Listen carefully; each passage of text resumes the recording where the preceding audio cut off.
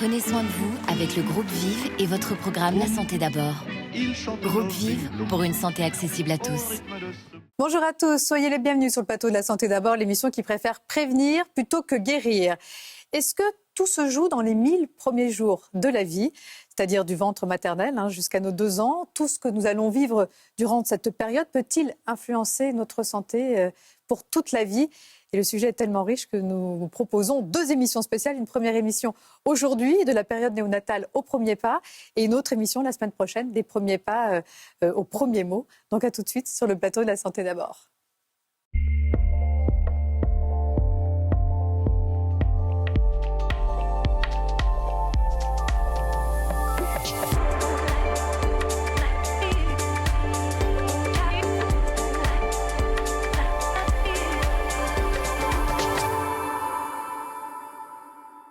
On le savait depuis les années 80, un bébé est une personne, mais le bébé est aussi particulièrement sensible à ce qui l'entoure. La génétique ne décide pas de tout. Dès la vie in utero, les expériences positives auraient un impact bénéfique sur sa santé tout au long de sa vie. Et à l'inverse, certaines expériences négatives pourraient augmenter son risque de développer des maladies chroniques, une obésité ou une addiction par exemple. Ces 1000 premiers jours seraient donc le socle de toute notre vie. Nathalie Casso-Vicarini, bonjour. Bonjour Véronique. Merci d'être avec nous. Vous êtes fondatrice et déléguée générale d'Ensemble pour la petite enfance et co-auteure du livre Là où tout commence, les 1000 premiers jours, avec Isabelle Filiosa, Antoine Guénaudet, qui est ici présent. Merci. Boris Cyrulnik, aux éditions du Cherche Midi, avec les contributions de Gilles Demaître et Claire Lajeunie. Docteur Antoine Guénaudet, bonjour. Merci en tout cas d'être avec nous. Vous êtes professeur de psychiatrie de l'enfant et de l'adolescent à l'hôpital Bichat et donc auteur du livre Là où tout commence. On peut citer également 2 autres de vos ouvrages. Un bébé n'attend pas et Du bon usage des pères aux éditions Odile Jacob. Donc un grand merci à tous les 2 de m'accompagner tout au long de cette émission. À la lumière des découvertes scientifiques, vous allez nous aider à mieux comprendre notre bébé pour mieux répondre à ses besoins et faire de lui un adulte heureux, épanoui et surtout en bonne santé. Mais avant, je propose d'aller à la rencontre des Français. Ont-ils conscience de l'impact, justement, de ces 1000 premiers jours sur notre santé tout au long de notre vie? C'est un reportage de Damien Desmier.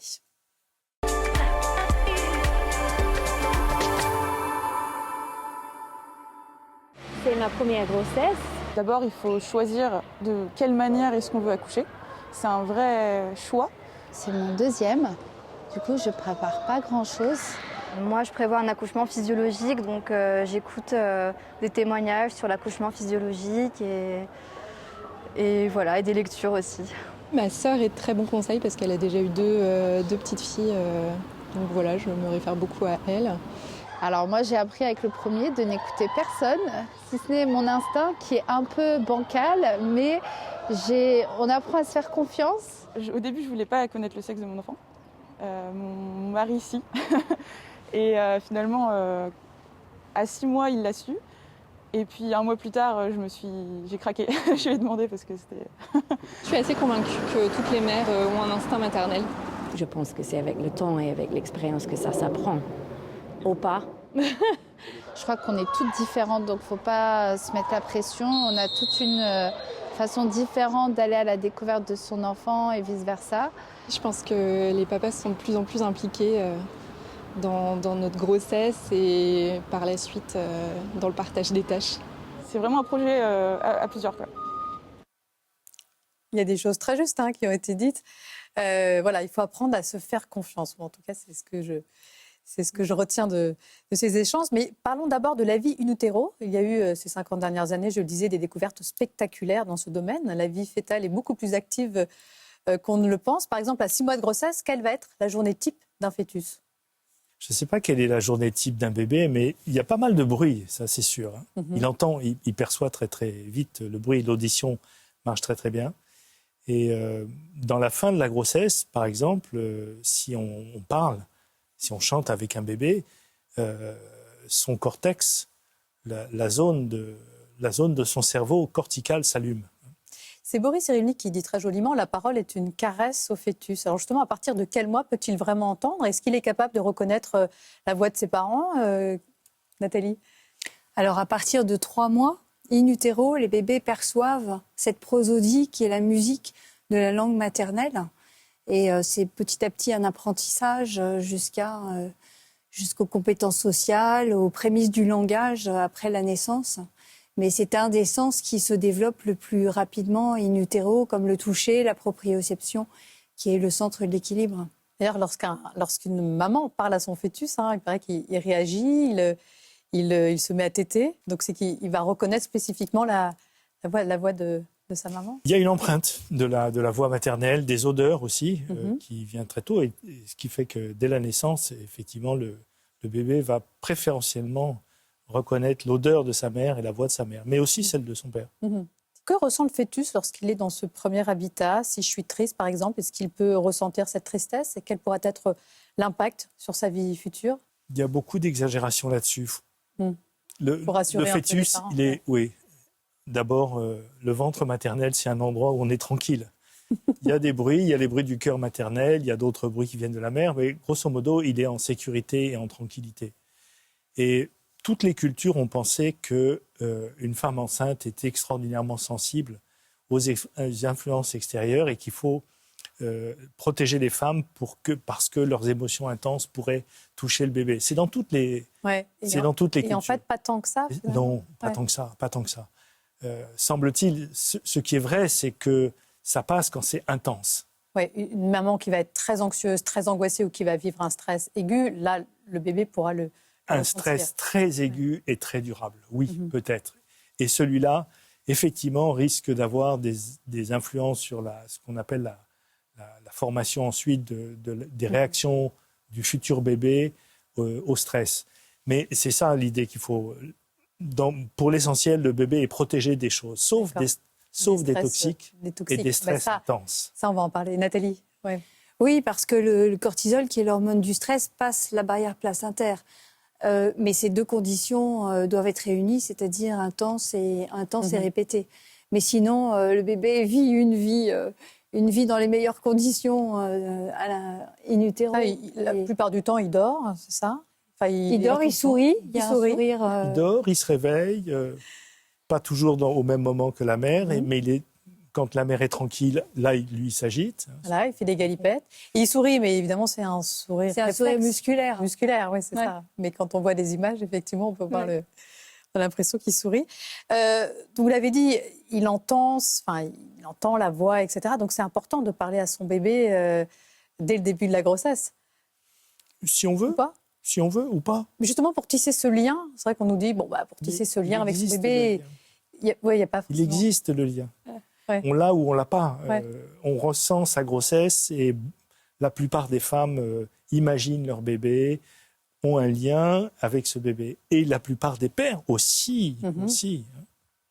Est-ce que des techniques comme l'apnonomie peuvent être utiles justement pour tisser ces liens avec son bébé? Voilà, qu'est-ce que vous en pensez? C'est très à la mode en ce moment. Oui, je pense que ça se fait naturellement. Ça pourrait être très utile pour les femmes qui ont justement du mal à se sentir enceinte, à imaginer le bébé. Là, peut-être que... Oui, sinon, c'est vrai qu'on le fait assez naturellement. On va toucher son bébé, on voit son pied, sa main. C'est ça, de dire, son pied, il a bougé, d'être avec... on arrive à le visualiser, ça devient une réalité. Oui, c'est une prise de conscience qui grandit au quotidien. Et à chacun sa pratique, en fait. On se rassure aussi soi-même quand on parle au bébé in utero. C'est une façon de se rassurer. Voilà, ce lien se tisse, chacun à sa façon. Et c'est ce que disaient les parents là, sur le trottoir. Il faut se faire confiance. Il faut se faire confiance, c'est très important. Mais c'est vrai que ce premier moment où on le sent bouger, c'est quelque chose d'incroyable. Absolument. C'est vraiment là où le lien se crée de façon presque innée. Et si bébé arrive en avance, c'est-à-dire avant 8 mois et demi de grossesse, comment aider les parents à gérer cette épreuve, ce qui peut être souvent un vrai traumatisme? C'est un vrai traumatisme. C'est un vrai traumatisme pour les parents. Plus encore, sans doute, que pour le bébé qui est dans une couveuse. Et les parents se sentent très, très, très mal, parfois coupables. Et c'est important que l'équipe leur permette d'approcher leur bébé, de tisser ce lien précoce avec leur bébé prématuré. En tout cas, qu'il soit prématuré ou pas, comment accueillir son bébé dans un environnement le plus sain possible, hein. On parlait tout à l'heure des toxiques. Eh bien, sachez qu'il existe des ateliers spécifiques, des ateliers nesting. Nesting, ça veut dire faire son nid, pour vous apprendre les bons réflexes en matière de santé et d'environnement. C'est un sujet de Laetitia Langella.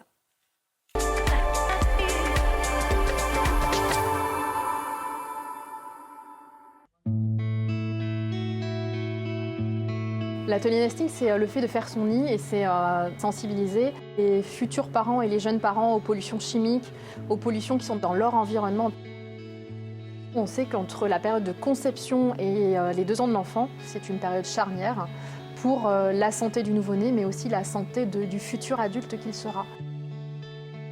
Et pour ça, justement, les ateliers nesting ont pour objectif de leur donner des clés pour essayer d'avoir des bonnes habitudes au quotidien pour protéger la santé de leur bébé. Nous sommes formés auprès de l'association WECF, qui est une association internationale. 3 messages principaux dans les ateliers nesting qu'on essaie de véhiculer, ça va être aérer le logement. Nos intérieurs sont très pollués, 10 fois plus pollués que l'extérieur. Utiliser le moins de produits possible. Et ça va être aussi choisir leurs produits avec des écolabels. Faire attention aux petits détails et pareil à la composition en termes de nombre d'ingrédients. Nous, on est déjà sensibilisés à ça à la maison, mais ça apporte plus de précision. Et j'ai trouvé que c'était bien de l'entendre de la bouche d'une praticienne de santé, quoi. Ce sont des ateliers qui durent 2 heures. Et l'idée pour nous, c'est vraiment de motiver les parents à adopter des bonnes habitudes. Et c'est vraiment des ateliers qui sont ludiques. On s'appuie sur des jeux de rôle, des tris. Mais je ne vais pas tout dévoiler pour justement les sensibiliser.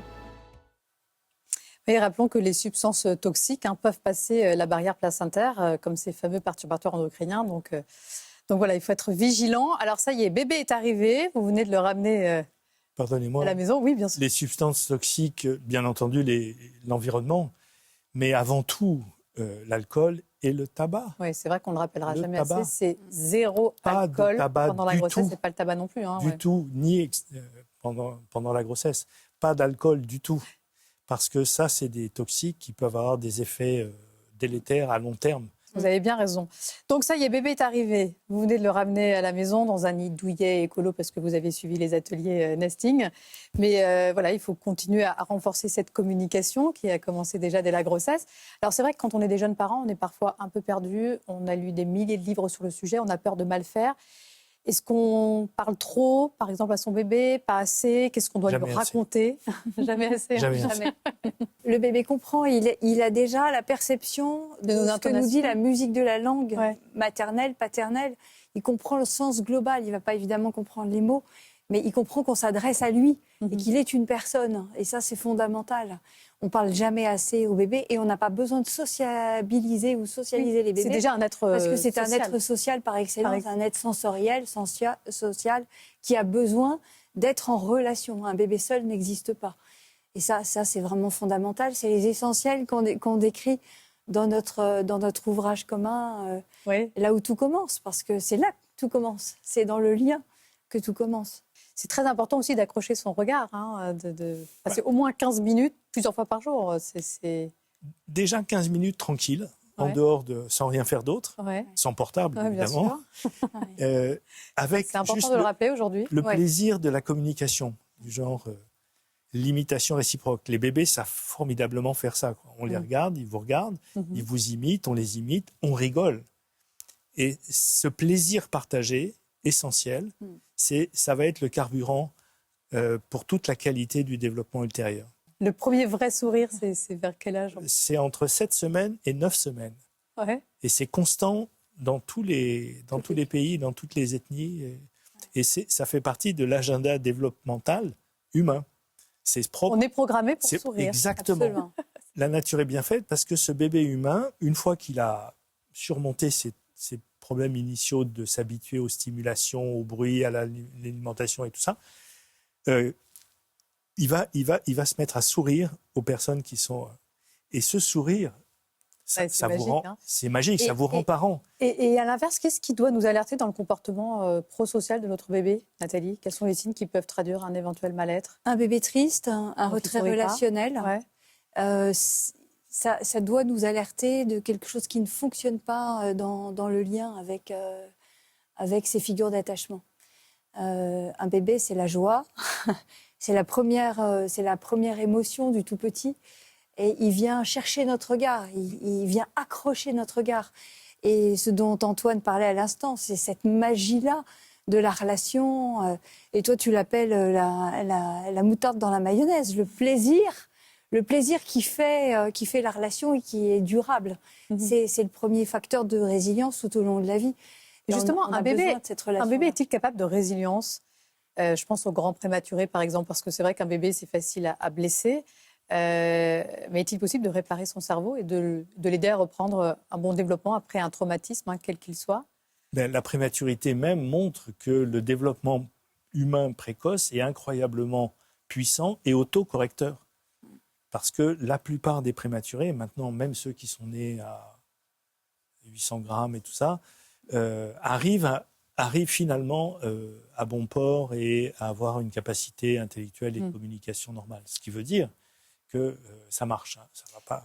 Et c'est important de leur raconter leur histoire le plus tôt possible. Oui, le cerveau est très malléable, très très flexible pendant ces 1000 premiers jours. Cet impact environnemental dans cette période sensible est particulièrement notable. Raconter leur histoire, on l'a vu dans le film, le petit Louis à qui on raconte l'histoire de cette période de gestation, ce déni de grossesse non consciente. Et quand il arrive au monde, il est très discret, ce bébé. Et quand ses parents lui racontent son histoire, il s'éveille. Et ça fait sens chez lui. Et tout de suite, cette connexion avec ses parents va se mettre en place dans les meilleures conditions. Alors, une question un peu taboue, l'instinct maternel est-il inné, comme on voudrait nous le faire croire? Alors, rappelons qu'avant le 19e siècle, les mères qui accouchaient dans les classes moyennes aisaient confier leur bébé à des nourrices.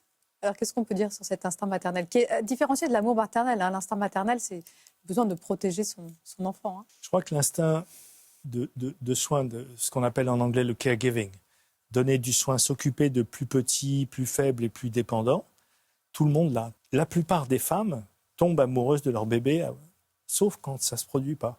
Et là, c'est là où il y a besoin d'un professionnel qui sait que ça peut arriver. Et l'instinct paternel? Pareil. Disent les neurosciences, c'est pareil.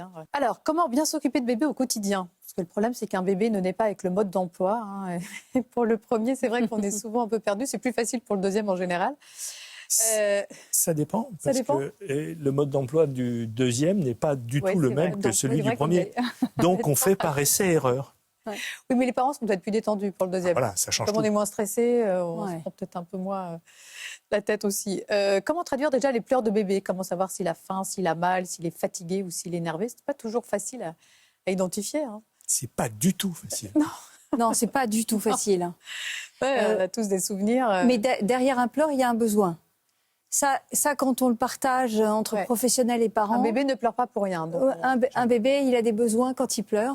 Il va donc pas... on ne laisse pas pleurer un bébé. On ne laisse pas pleurer un bébé parce que si on ne répond pas aux besoins du bébé, il ne va pas y répondre tout seul en disant « Tiens, je vais aller dans la cuisine, je vais me faire réchauffer mon petit biberon et je vais me débrouiller tout seul. » Les pleurs de détresse, si on n'intervient pas, eh bien, 1 fois, 2 fois, 3 fois, le bébé peut apprendre le désespoir si personne ne vient répondre à ses besoins. Et finalement, on a pensé qu'il y avait des pleurs très spécifiques suivant les besoins. En réalité, cette dernière recherche, étude en 2023, vient nous dire que... Par des chercheurs français de Saint-Étienne. Ah, exactement. Oui, ça n'est pas le cas. Tous les cris, le cri est le même pour tout le monde. D'accord. Il n'y a pas un cri de faim, de ceci, de cela. En revanche, les parents et les professionnels peuvent apprendre à détecter le cri de douleur. Ah, qui va être différent. Voilà. Mais en fait, les bébés humains sont programmés pour crier. Parce que c'est le signal qui va amener auprès d'eux, le plus rapidement possible, un adulte pour que ça s'arrête. Parce que c'est très stressant, les cris des bébés. C'est pour ça que le risque, c'est effectivement qu'un parent trop stressé secoue un bébé parce qu'il ne supporte pas ses cris. Et les pleurs de douleur, ça va être vraiment différent Pareil. Vous disiez quand le bébé, justement, souffre, c'est la seule fois où on pouvait faire une différence intensité. Avec un pleur normal de faim ou de... C'est ça, il y a une intensité et puis il y a le langage non verbal aussi. Quand on observe les bébés, la position des mains, des petits pieds, le regard, tout Ouais, ça nous donne des indices. des indications pour intervenir. Alors, le cododo. Pardon, c'est au début que le cri est le même.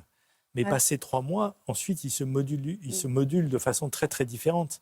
Et les bébés apprennent à faire des cris différents et les parents apprennent à entendre que ça, c'est un cri « viens tout de suite », ça, c'est un cri « j'ai mal », ça, c'est un cri « j'ai faim », ou ça, c'est un cri « tiens, j'ai juste vu que ça te faisait arriver très vite ». Ils sont intelligents, ces bébés. Oui, ils sont très intelligents. Déjà, au bout de 3 mois, ils arrivent déjà un peu, pas à nous manipuler, mais à bien se faire comprendre. Oui, Ouais. heureusement d'ailleurs, parce Ouais. qu'ils ont besoin de proximité affective. Et nous, on a besoin de temps et de disponibilité pour répondre aux besoins de nos bébés. Cododo, on partage son lit avec son enfant pour le rassurer. Vous êtes pour ou contre ?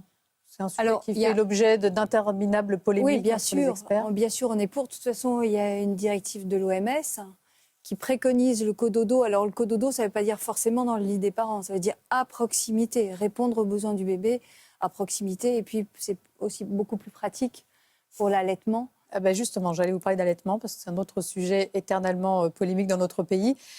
Une femme qui n'allaite pas son bébé est jugée, culpabilisée. Voilà. Une bonne mère, c'est forcément une mère qui allaite. Moi, j'ai pas allaité les miens, donc je peux vous en parler. En réalité, ce qui est important, c'est de fournir l'information fiable, scientifique. Quels sont les bienfaits de l'allaitement ? Et puis, chaque maman va utiliser cette ressource, ces connaissances, comme elle l'entend.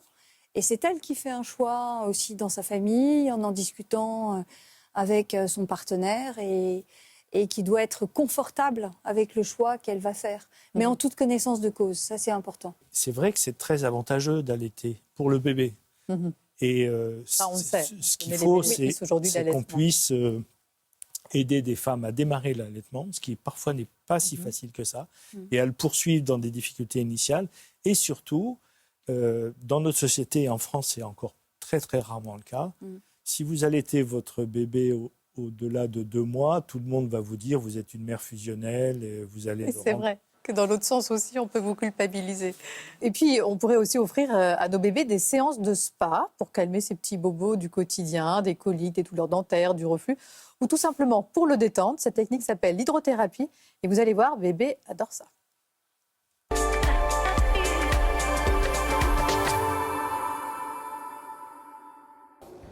Donc je vais lui régler au fur et à mesure. Donc seules les cervicales de l'enfant vont reposer dessus.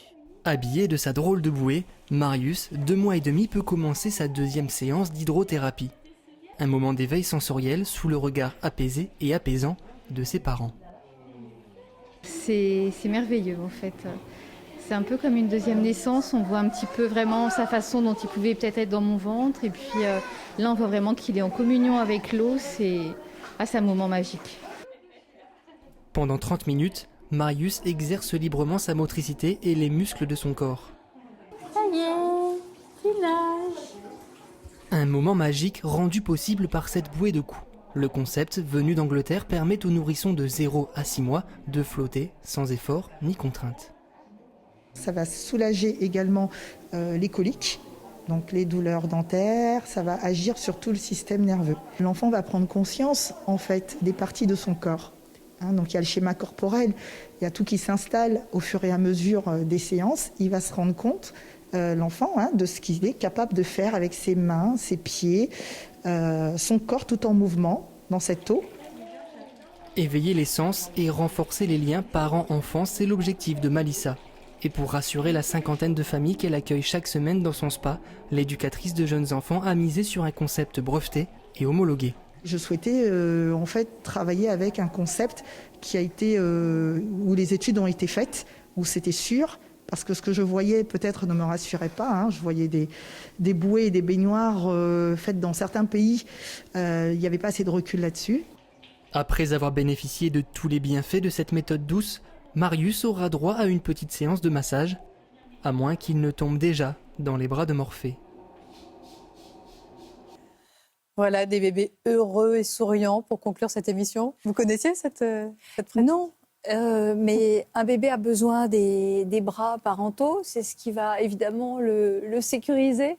Et puis l'eau, c'est cette sensation qu'il a connue pendant 9 mois, c'est important. Retour aux sources. Et les 5 sens, dès qu'ils sont stimulés, les 5 sens, c'est la voie d'entrée des connaissances. Un grand merci à tous les deux. Je rappelle le titre du livre que vous avez coécrit avec d'autres spécialistes du sujet, et vraiment que je conseille à tout le monde de lire, c'est passionnant. Là où tout commence, aux éditions du Cherche Midi, avec les contributions de Gilles Demaître et Claire Lajeunie. Les points clés, donc les 1000 premiers jours de la vie, tout ce que nous allons vivre durant cette période aura une influence sur notre santé pour toute notre vie. Attention également aux produits toxiques pendant la grossesse qui vont passer la barrière placentaire, on en parlait. Attention également au tabac, à l'alcool et à toutes les drogues. Et le bébé est capable de résilience, ça c'est une bonne nouvelle, grâce à la grande plasticité de son cerveau. Donc même s'il est mal parti dans la vie, rien n'est perdu. Donc voilà, on a couvert avec vous les 500 premiers jours de la vie. Je vous donne rendez-vous la semaine prochaine pour les 500 suivants sur le plateau de La Santé d'abord. Merci à tous ceux qui m'ont aidé à préparer cette émission. Merci à vous de nous avoir suivis et d'ici là, prenez soin de vous.